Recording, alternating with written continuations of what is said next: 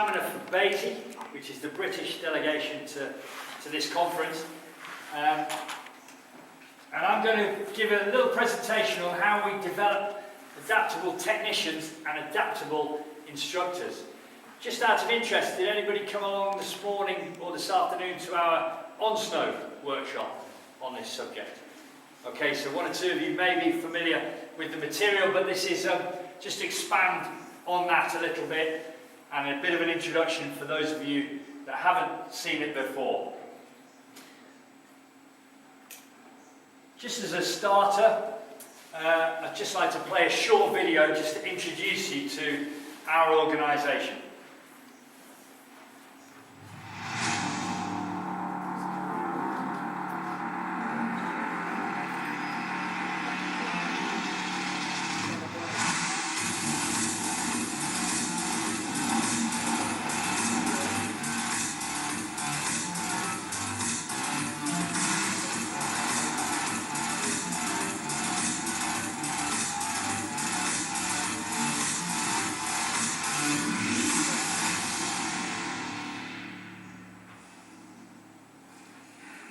Show off.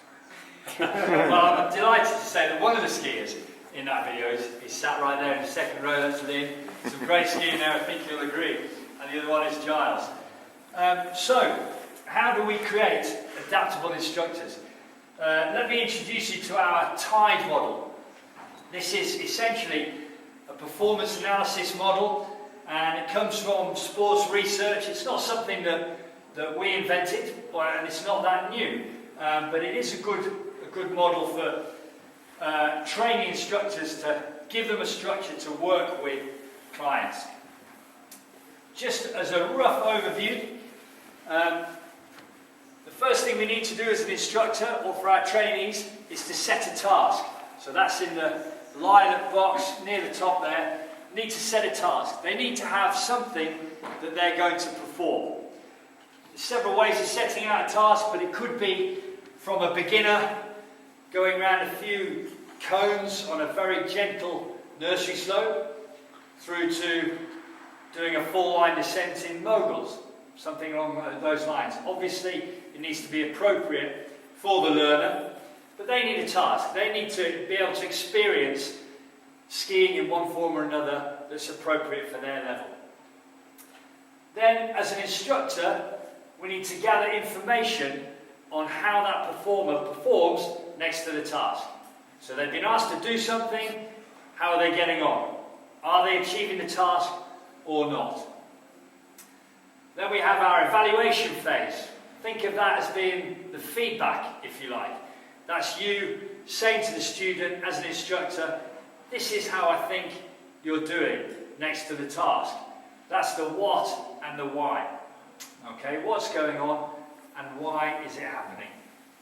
And I'm going to focus quite a lot on the evaluation phase as part of this presentation. Once they've had that feedback, it's really important that they work with that and develop, get better at the task. So they need some sort of activity or action point to go away, try and perform the task again, and try and make it better next time. That's the development. Ultimately, our jobs as instructors is to try and improve people's performance. And we use this model on all of our training courses for training instructors so that they can go out into the workplace and use this model with their clients. Okay, as I mentioned, for this evening we're mainly going to look at the evaluation phase. This is, what is the performer doing? How do they match up next to the task? And why, if it's not matching the task, is it going wrong? And how can we improve it for the next time round? To make our evaluation, we use what we call the performance threads. Again, this isn't new.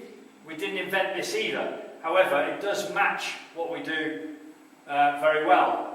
I first came across these on a Canadian coaches course many years ago, so I know that other systems use it, and maybe your system does too, or something similar. But you could also use it in other sports. You can apply it to pretty much everything. But the 6 performance threads are equipment, environment, psychological, physical, tactical and technical. And the key for adaptable instructors is to A, have a working knowledge of each of these areas, and B, be able to use them in conjunction with one another as an overview to make sure they choose the right one for their evaluation. Okay, let's look at them in a little bit more detail. Equipment. This is a British speed skier, by the way. We have got some guys that go quite well. Are we on the right kit? It's really important. Is the client trying to do grippy, short radius turns on refrozen slush on their battered twin-tip park skis that they've been riding down the rails that have no edges? Or are they trying to do the moguls on their Super G skis? It needs to be appropriate. Now, everyone in this room, I'm sure, will be able to recognise when someone's on the wrong kit. But crucially, can our training instructors recognise these issues? Are they a big enough issue that we need to address it right away? Or is it just a little chat on the chairlift to say, you know what, if you had different skis or if you tuned them, then you would straight away go better. That's an easy win. If you see someone performing not that well and you think, well, if they just tune their skis, they'd get more grip. Well, that's straightforward, isn't it? You just nip off down the shop, get your skis tuned, and you go better. Simple as that. It's not always going to be that, obviously, but if that is the barrier to someone getting better, can our training instructors recognise that? Because there's no point trying to talk technical about a performance if they're never going to be able to achieve it because their skis aren't in good condition. Does that make sense? Likewise with the boots. Is a training instructor equipped to recognise when the boots are too big? What are the symptoms of someone having boots too big? I know for a fact that, coming from the UK, that quite a lot of the boot fitters in the UK will be quite happy to see a customer walk out of the door with a pair of boots that are too big because they felt really comfortable in the shop. And by the time that customer gets to the ski resort in another country for their holiday, it's no longer the problem of the salesman in the shop. Okay, so sometimes if a boot feels really tight in the shop, the customer will say, no, these boots are too small. And actually they might be right, they just need time. So quite often people do come on holiday within British circles with boots that are too big. And can we recognise that? Can our training instructors recognise that? Okay. How do you recognise whether it's too big? It's a good question. Sometimes the information will be gathered on what they say to you. You know, sometimes if you see someone that's got a lower leg that's vertical or even backwards of vertical, you think, how can they achieve that without, you know, the foot really sliding forward in the boot? So that could be an indicator for you. And then you might ask them, because obviously you can't see inside their boots at this stage, but you might say, how do your feet feel in your boots? Yeah, that's amazing. And they say, well, I can lift my heel quite a lot. Okay, well that's not a good sign. And then you can, if you thought it was a big enough problem, you could do a shell check. That's to take the liner out of the boot, get the performer to put their foot in the shell, in the plastic shell alone, and check for the space down the back of the boot when their toes are up against the front. If you can fit 2 fingers in, that's quite a lot, but that might work for a high volume, comfortable recreational boot. A race boot would be probably 1 finger, but anything more than 2 fingers would be too big. And then obviously if you thought it was a big enough problem, you'd get them to go to the shop and get properly measured. You know, but it is important, particularly if you've got people for a long time. So that's a really good question. Just on the environment here, you know, we all recognise that we never ski as well. I'm sure all of us in this room feel like we never ski as well when we can't see so well, or we're really cold, or we've got some fresh snow, it's a bit chopped up. We all recognise that. But the question is, can our training instructors recognise when they maybe need to set a different task? You know, the task that worked yesterday on a nice groomed run in the sunshine might not work today with fresh snow and poor light. You know, those moguls that you skied that were soft and slushy yesterday afternoon, you take another group there 9 o'clock in the morning in April, and they're frozen, and they were good yesterday, but the environment's changed, so maybe they're not as good today. So it's important that our trainees are aware of this, and that they can adapt the task accordingly. Otherwise, it may not be achievable. Then it's a psychological thread. I could talk for a whole workshop or more just on this thread, but I'm not going to. But those are our key areas of the psychological thread that we look at. Attentional focus. Is someone zoned in to trying to achieve that task, or is their mind elsewhere? Are they actually thinking about what they're going to have for lunch, or how cold they are? Or are they focusing on the task? Because they'll perform miles better if they're focusing on what it is they're trying to achieve. Likewise, is their arousal level pitched right? Are they a bit apathetic? I can't really be bothered today. You know, myself and Mark here, we teach aspirant ski instructors on, a lot of them come on a gap year program, they're like 18, 19 years old. Sometimes they've been out the night before, they turn up in the morning, they're like, I don't really want to do this. You know, I'm sure you recognise that. So how do you get them in the zone to perform? Okay, so being able to raise someone's arousal level, whether it's through their breathing or just getting them revved up, or it might be a question of actually taking their arousal level down. If you're a golfer or a snooker player, you need to be calm under pressure. It's no good being revved up. You need to know how to take your arousal level down. If you're a boxer or a sprinter, then actually having a high arousal level is really important. As a skier, we're possibly somewhere in between. But we need to recognise with our clients and our instructors, trainees, need to recognise whether someone is in the right zone to be able to perform. Then there's the emotional threshold. You know, is someone genuinely nervous? Does anybody climb here, rock climbing? Anyone do any rock climbing or mountaineering? Yeah? I've done a little bit, and I'm not very good at it. My wife's quite good, but I'm terrible. And the reason why I'm terrible is quite straightforward. As soon as I get the height of this room off the ground, I look down and I go, and I'm like, my heart's beating like this, and I'm really nervous. And I start shaking, and I can't climb to my maybe physical or technical capabilities. I don't even know where my physical and technical barriers lie in climbing, because I've always got nervous before I've reached that point of technical competence. So I'm not a very good climber. I'm no good at heights, is the bottom line. Likewise, if you're afraid of speed, then maybe racing downhill isn't for you. I know it's not for me. Okay? You need to have that high emotional threshold to be a downhill racer. But, you know, you might be more comfortable with slalom or giant slalom where you're below that threshold. And that can obviously be a problem for any skier of any level if they hit that threshold.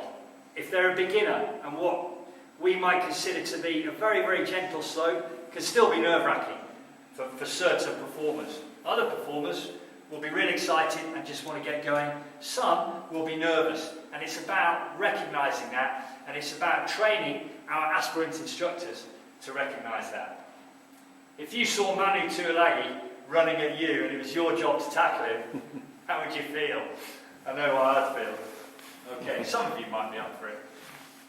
Alright, the physical threat. Our instructors need to be aware of the physical capabilities of their students. Are they athletic enough to be able to cope with this task? Do they have the strength, the power, the agility, the general athleticism, or do they need to prescribe a task that is easily achieved given the physical capabilities of the people in their groups? Is it realistic, in other words? But it's not just about that, it's not just about their athleticism, it's also potentially about the physical application that they put in. And whilst you can't do much about someone's athletic ability in a lesson, not in one lesson anyway, you might be able to do something about the level of physical effort that they put in. Are they putting enough effort in? Are they putting too much physical effort in? Do they need to actually calm things down a little bit? So we can maybe work there too. Then there's the tactical thread. Sometimes a performer might have all the technical skills they need, but they're making the wrong choices in terms of the tactics that they employ. It may be as straightforward as asking a performer to slow down a little bit, or speed up a little bit, or take a different line on the hill to get to where they want to go. For example, let's say the task was to make a full line descent in the moguls, in the bumps. And a performer comes down, they do 3 or 4 turns, they get faster and faster, and then eventually they come out of the line. And then they go back in the line, 3 or 4 more turns, out again. They get to the bottom, they say to the instructor, I just keep coming out of the line. You said I need to do a 4-line descent. I can't stay in the line. Every few turns, I come out. It may be the instructor can say, look, it looks to me like you're just going too fast. Why don't you try just slowing down a little bit? And then you'll find it easier to stay in the line. All right, I thought I was meant to go fast to ski the bumps. Right, well that isn't part of the task. So let's go a little bit slower, see how you get on. These are the sorts of things that may well happen.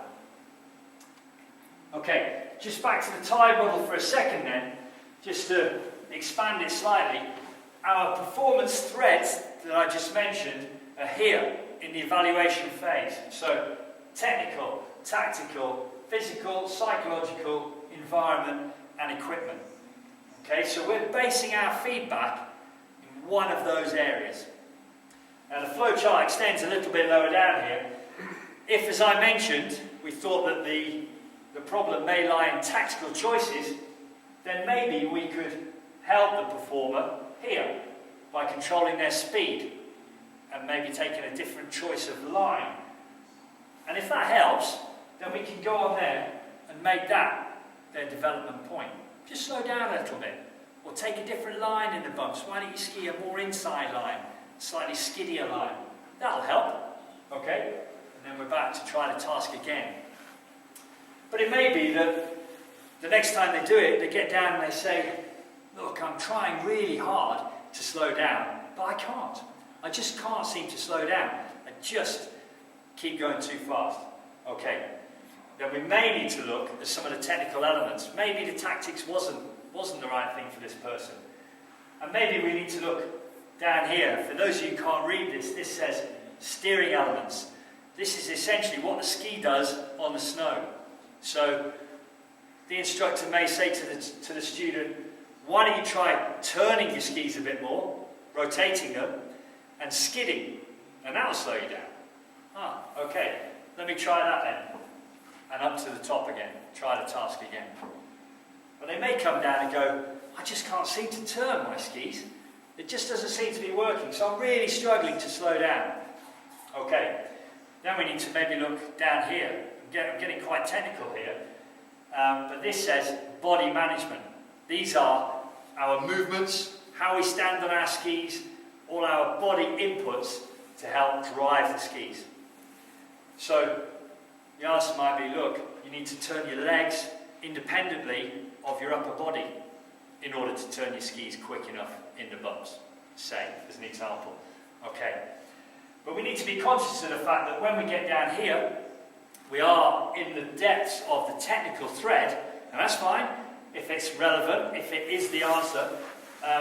But if we just dive in here with lots of body movements, are we addressing the real problem that's actually the person is just terrified of doing the moguls?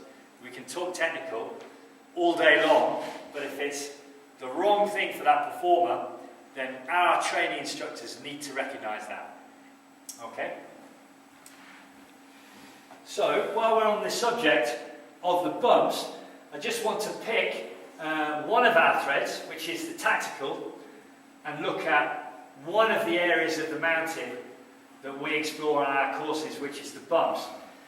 For those of you who don't know much about our system, we split the technical skiing, we split the mountain up into 5 areas. We have long turns and short turns on the piste, we have the bumps, and then we have steeper terrain and variable snow conditions off the piste.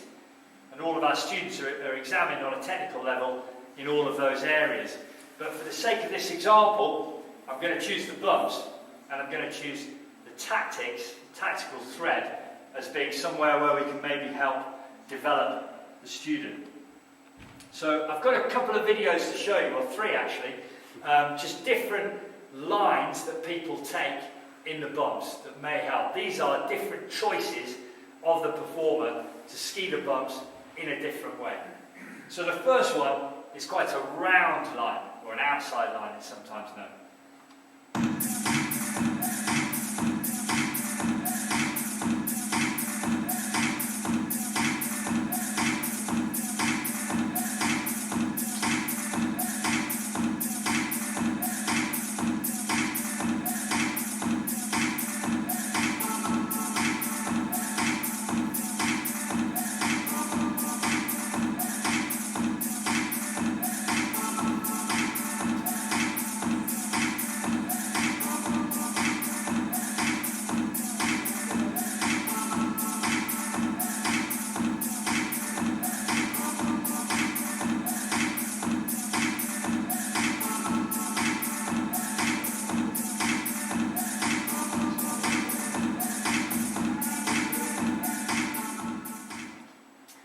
Okay, so that's one approach.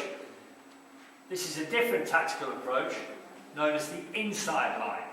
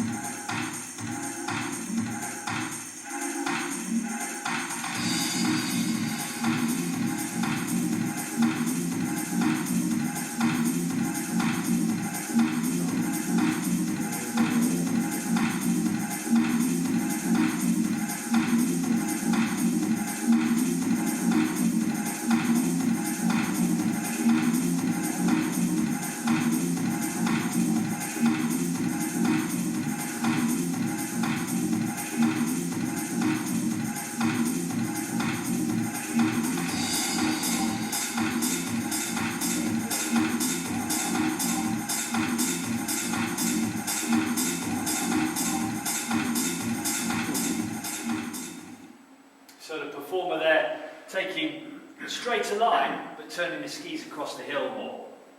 And finally, this is a direct line, where the skier just goes straighter.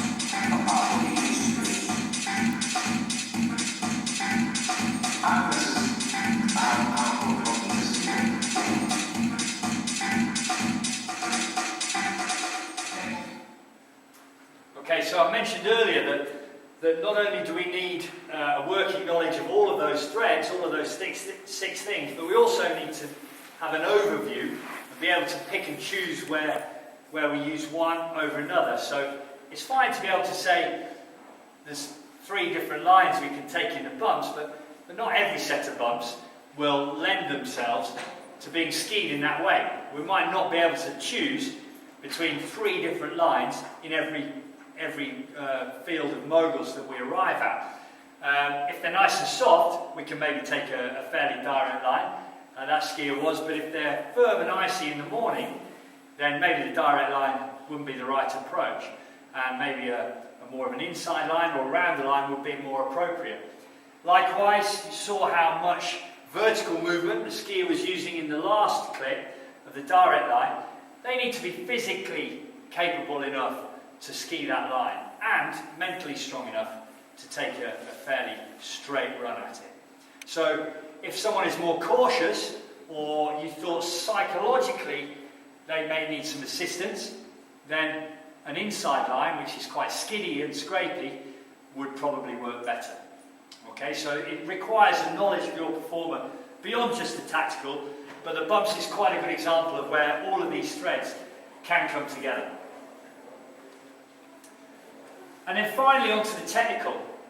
You'll notice that I've come to the technical last as the last of the 6 threads.